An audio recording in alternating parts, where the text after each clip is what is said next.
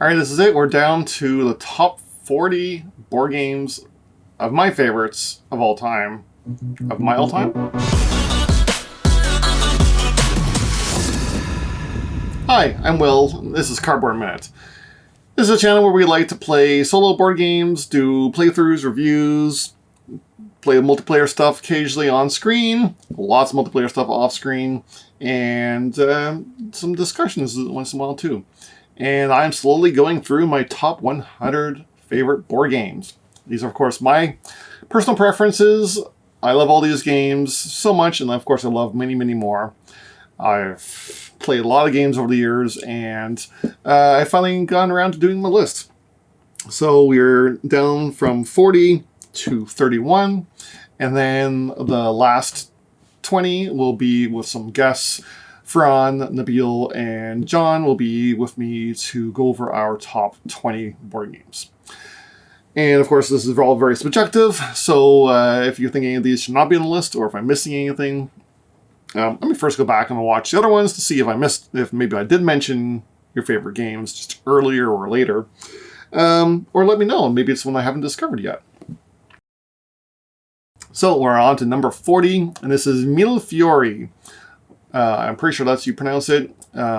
This is a glass-blowing, decorative glass-making themed board game from Reiner Knizia.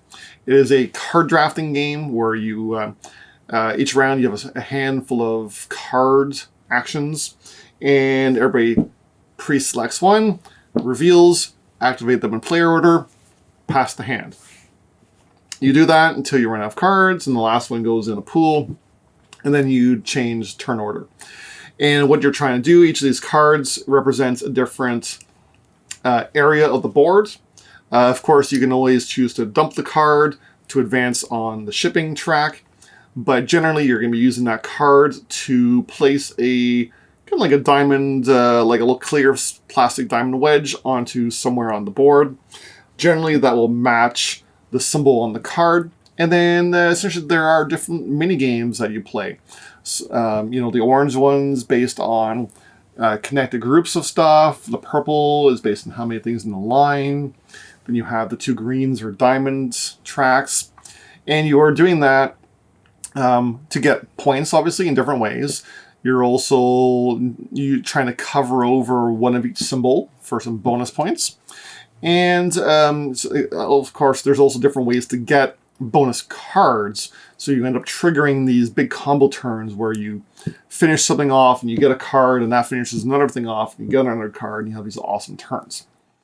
The hate drafting is very real and very tight in this game, because you know what people are going for and what's going to get them a lot of points, and you got to get there first. So turn order matters, and the hate drafting is real, but the game is just very fun and very breezy. We have a multiplayer playthrough on the channel if you want to check it out. Number 39 is Codenames. This is one of the greatest far-reaching party games come out in recent years. It's sold in Walmart and in all kinds of other stores. We don't have Targets in Canada, but I'm sure it's sold in Target.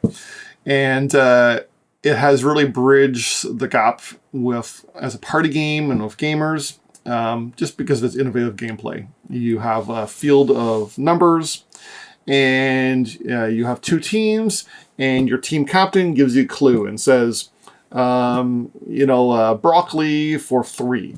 And then your team has to guess, okay, maybe when he said broccoli, maybe he means trees and vegetables and green or something. And if you guess, as you guess those, you are covering over and using up your spies. And if you manage to use them all up before the opponent's team, then your team wins. But you have to watch out, because if you make a wrong guess, you might accidentally be giving points to the other team, or just losing your turn that round. Or worst case scenario, there's always one specific card on the board that is the assassin, and if either team guesses the assassin, they immediately lose. So it's very fun. It's a little bit puzzly, leads to some good discussions, and it's just always a huge hit.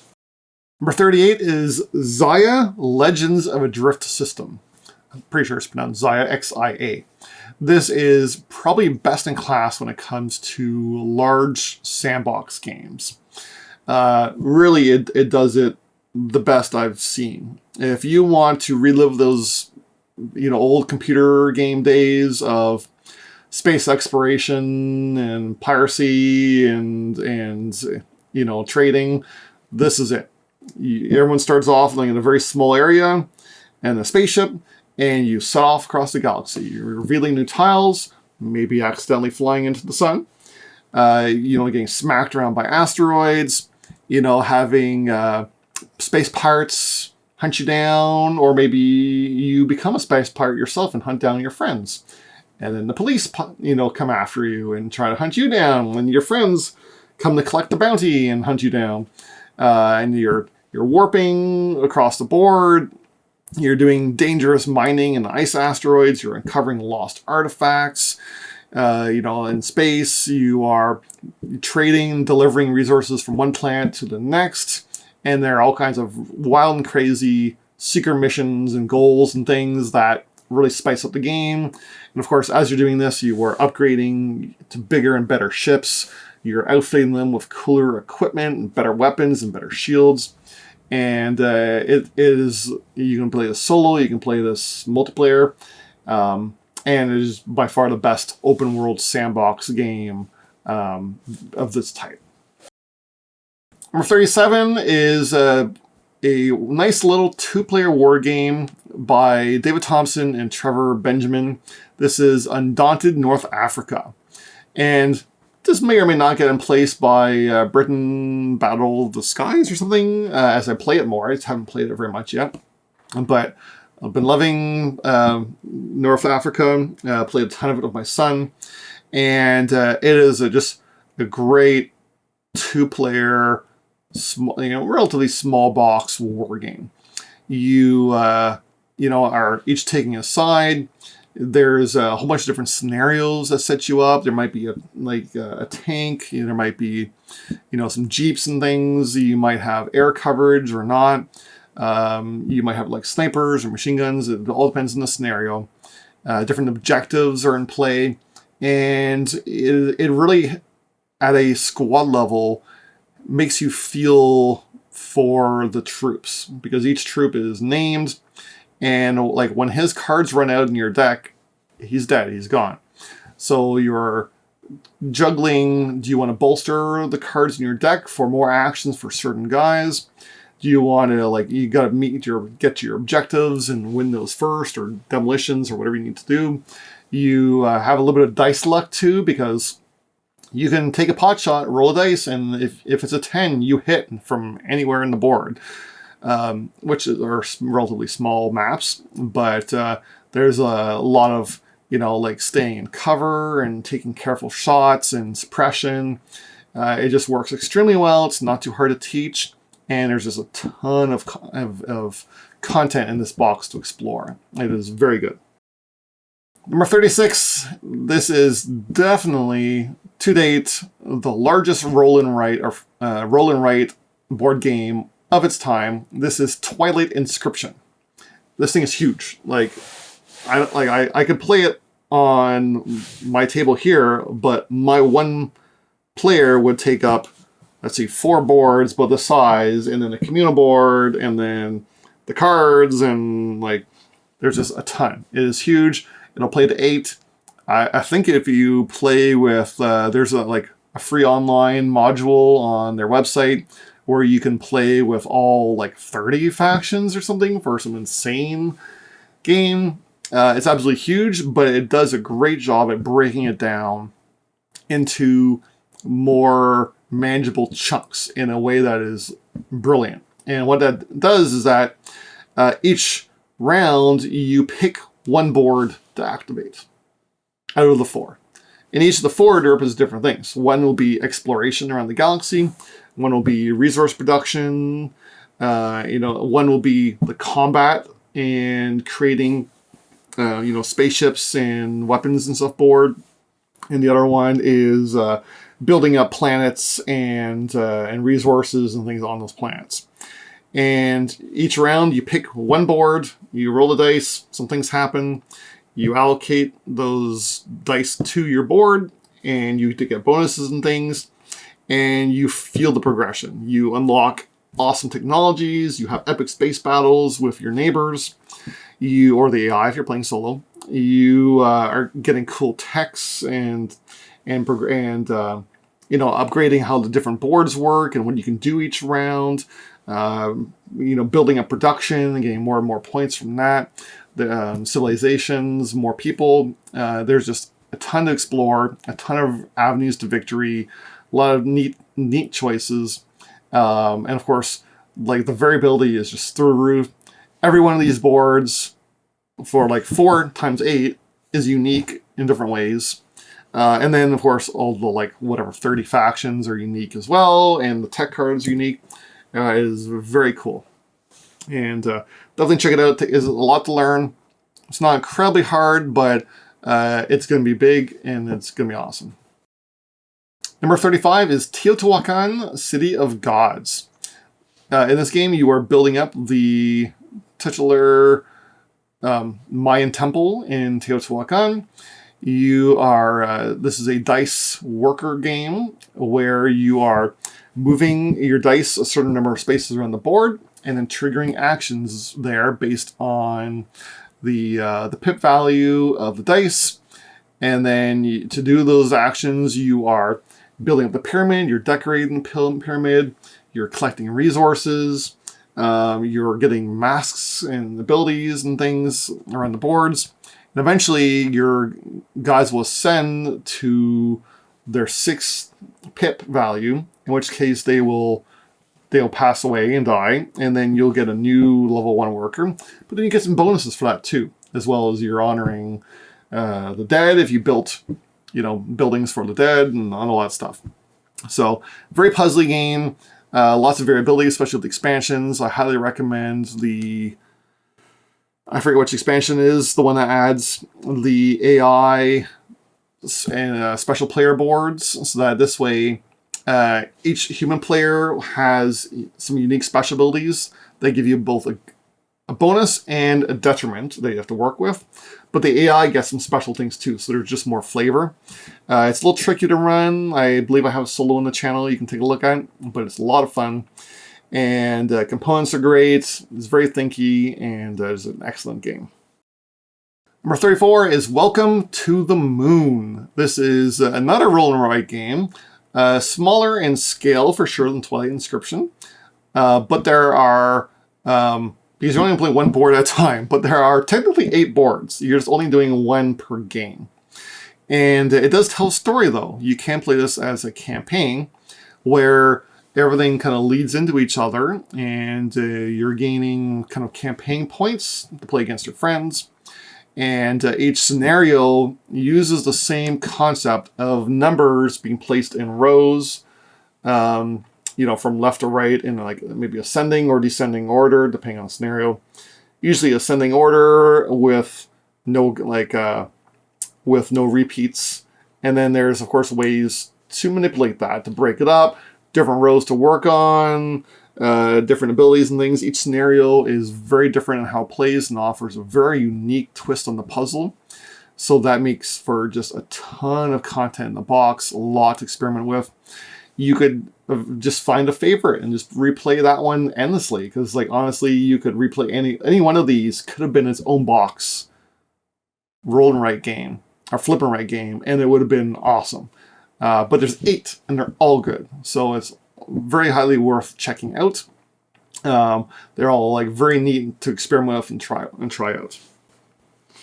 Number 33 is Orleans, and this is a bag building chip or worker placement game where you have different workers in your bag. You're pulling them out and placing them on your action board, and then taking turns resolving those actions that have been filled. You can, of course, leave guys on there for later to activate later. You can upgrade those areas. And then you're using those actions to either move around the central map, collecting resources, placing buildings in those areas, getting knights that increase how many chips you drop in the bag each round, so you get to do more. Getting like farmers and things for increasing resources. And of course, moving up your book track, which counts as a multiplier at the end of the game. And then there are just a bunch of buildings that are all unique that you can build so that you have new additional places to place your workers. This is just a great game with a ton of flexibility, lots of different strategies. Do you want to go heavy on one type of resource or no? Do you want to go lots of buildings? Do you want to raise up books? Do you want to go for just straight cash? There's a lot to play around with. And it's, again, relatively easy to teach because there's only a handful of things you do. It's just drawing and placing on your board and filling them in. Great flow to the game. It's always a great time every time I played it. Does not have a solo mode though, however, unless you have the Invasions expansion, which I don't. But I hear it's quite good. But regardless, it's still staying in my collection because I love it. Number 32 is a game that sounds like someone took an AI and told them to come up with the most boring board game name they could think of. And this is the Guild of Merchant Explorers. But of course, being number 32 on my list, it's got to be good, right? And it is. It's very good. There are, I think, 4 different maps to choose from in the base game. Hopefully they'll have some big expansion to add to that. And it is a flip and place game, maybe you could call it. So each turn, a card gets flipped, and you get to place cubes on something that matches. That's as long as it's connected back to your base or to something you've built already on your board. So, for example, it'll be 2 green. Okay, place 2 cubes on green. 3, 5, or was it 3 water in a row, or 1 mountain, or 2 desert.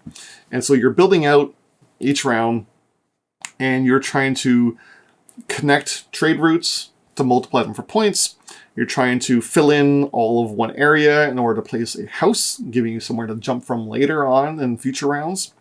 You're connecting the towers, you're connecting to treasure locations, and you're collecting coins that are scattered around the map, and you're trying to fulfill various objectives. But the real beauty is when each round there'll be a Roman numeral card that gives you a special ability. And oh boy, are they special. You get handed 3 cards, and you can choose one. And then from now on, every round, when that Roman numeral flips over, you get to use your special ability. And everybody's is different, and everybody's is way overpowered. It might be, place 5 cubes all connected to each other in any combination of water or mountains. And wow, I just filled in a huge area or went halfway across the map.